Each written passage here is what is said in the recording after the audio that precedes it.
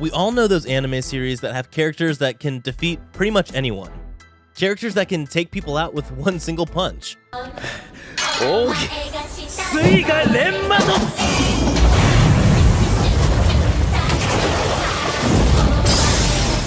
Characters that can fly and even become gods themselves seemingly out of nowhere. They're just way too powerful for their own good. So welcome back to Animeology, and today we will show you a collection of anime characters who have so much strength, mentally and physically, that it's just ridiculous. But keep in mind, today's video will not include any popular titles. Today's video will feature lesser known animes which share the same theme. Before we begin, be sure to drop a like and subscribe down below for more anime top 10s, and without further ado, let's get right into the video.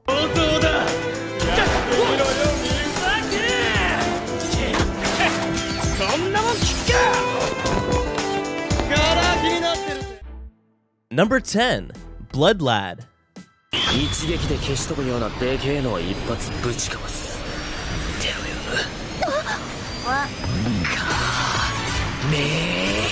From its exterior, Blood Lad looks like just another cliché vampire anime, but in actuality, it's one of the best anime I've ever watched.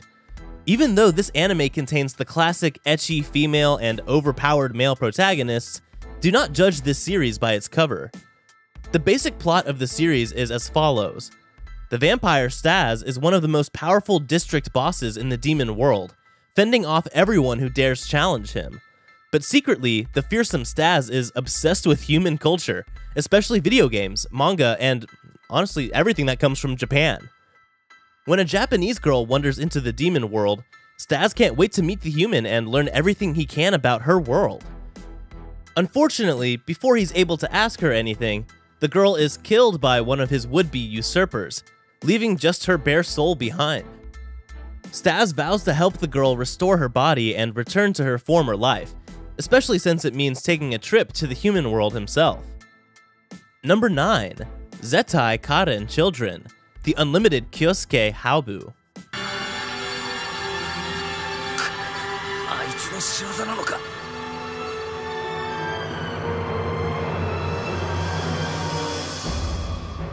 This anime has a very long name, however, it just lasts 12 episodes. As the title says, the main character is Kyosuke Haobu.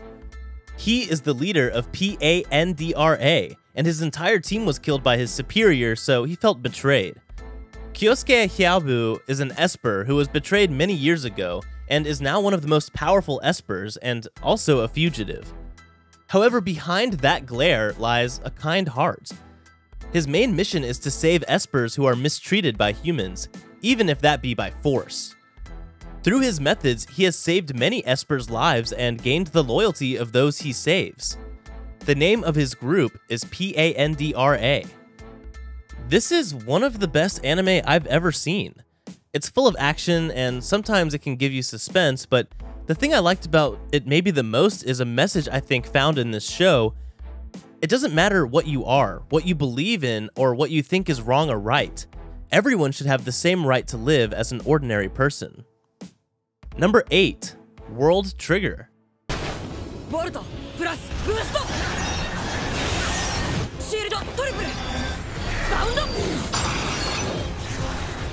When a gate to another world suddenly opens on Earth, Mikado City is invaded by strange creatures known as neighbors, malicious beings impervious to traditional weaponry.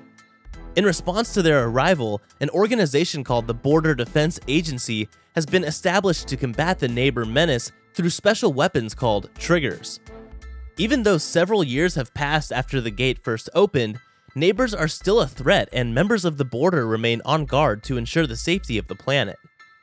Despite this delicate situation, members in training, such as Osamu Mikumo, are not permitted to use their triggers outside of headquarters. But when the mysterious new student in his class is dragged into a forbidden area by bullies, they are attacked by neighbors and Osamu has no choice but to do what he believes is right. Much to his surprise, however, the transfer student Yuma Kuga makes short work of the aliens, revealing that he is a humanoid neighbor in disguise. Number 7, the God of High School.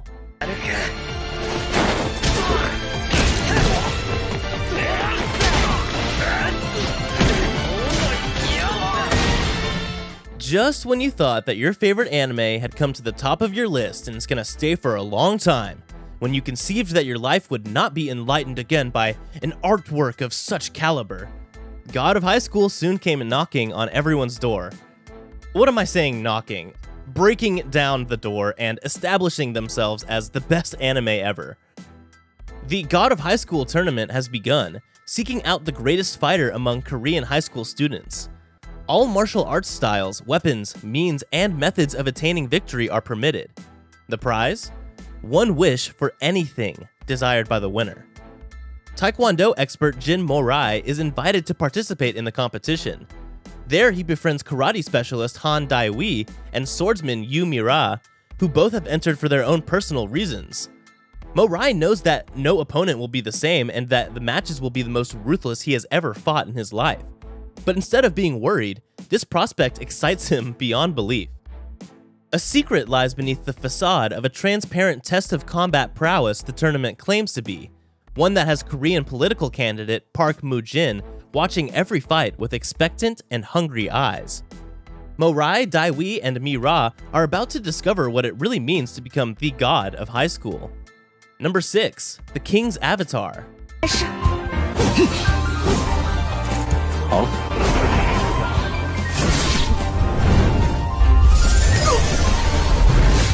The gamer god Yi Zhu was forced to retire out of politics. Calling it as forced retirement may be the wrong term, as he was offered a position as a training partner for the main team which he has been booted out of.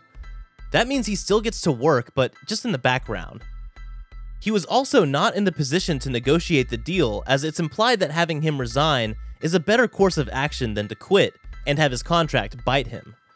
Yi Zhu spent most of his days playing games and winning for his team. It's also implied that he supported his fellow gamers who are no longer in the competitive scene financially. It's difficult to get a formal job if you placed an esports gamer in your resume while approaching the prime. That's a reality that these athletes face. Yi Zhu, the god of fighting, is the only one you will most likely remember among all characters. The show did not spare any opportunity it could to put this character up to a pedestal. He has everything: skills, looks, and infamy in the game of glory. Little to no character development, just like the other characters in the story. Number 5. Project K.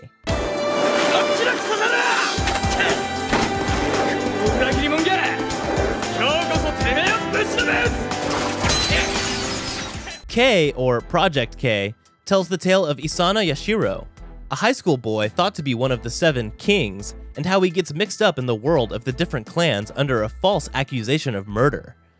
It's truly an interesting story and a lovely tale, one that I would recommend watching to everyone. At its core, K is a story about finding the identity of a murderer and its implications in an ongoing war between superpowered clans.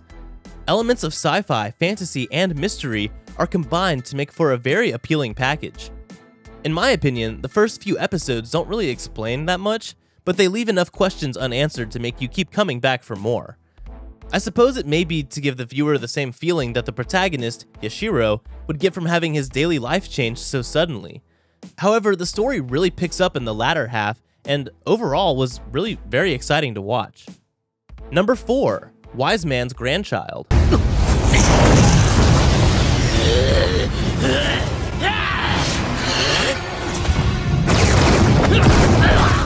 The anime begins with a glimpse of a seemingly average young man leaving work. He then suddenly gets into a car accident, but instead of dying, we see him reborn in a parallel universe, on another version of Earth, where some people possess magical powers. In my opinion, this beginning gives so much room for possible storylines that could happen, so during the first episode, I paid attention to the small details about the world in case it matters in the future. To continue the plot, the boy who was mentioned in the rebirth process is called Shin Wolford. He gets reborn in the other world as a baby of a couple that has been attacked by a demon. But he survived and was found by Merlin Wolford, a famous hero in the Earlshire Kingdom, the place where Shin was found, who then decides to take him in and raise him along with the help of Melita Bowen, Merlin's partner in crime, a very powerful witch. Number 3. Plunderer.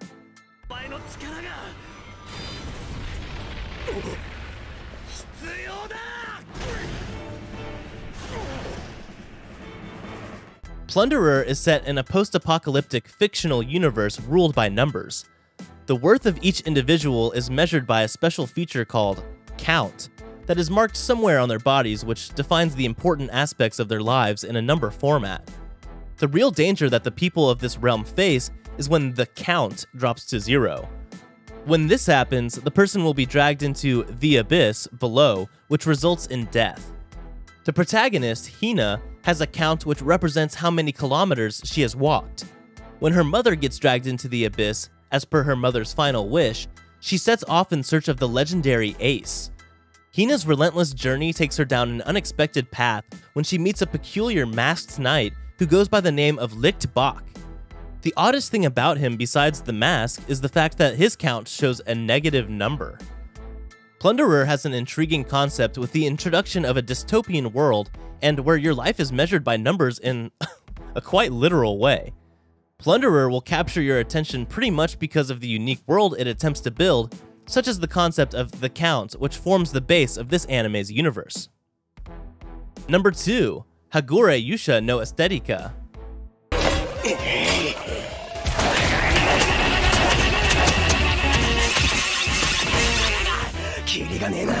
When we watch anime that contain highly overpowered main characters, then sometimes it really ruins the story, right?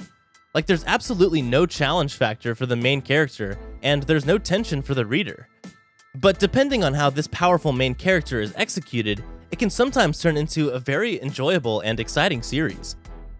Well, here is one of the very few series that is exactly like that. Hagore Yusha no Aesthetica revolves around Asawa Akatsuki, a so-called rogue hero, who has come to his own world after defeating the Demon Lord from the fantastical world of Alizard. With him, he has brought back the Demon Lord's daughter, Miyu, and has decided to let her live with him in the peaceful human world. In the human world is an international organization called Babel, who protect people from returning to their own world. While Akatsuki and his friends try all that they can to conceal Miyu's identity, they are found out.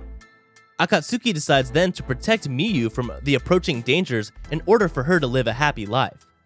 Number 1. The Misfit of Demon King Academy.